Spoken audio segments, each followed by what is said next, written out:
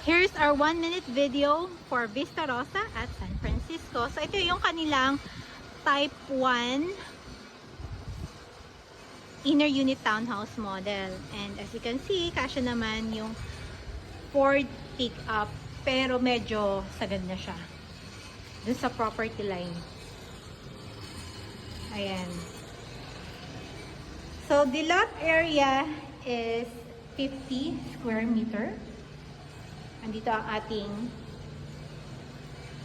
toilet. So, yung shower nasa taas. And the floor area is 75 square meters. So, meron tayong space pa sa likod for the laundry. 2 bedrooms ito. Then, yung turnover niya, gantong-ganto na din. Located ito along San Francisco Road.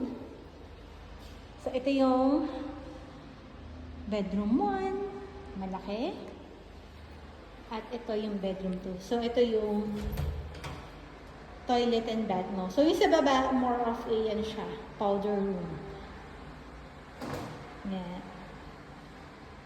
If you need a sample computation for this property, message me.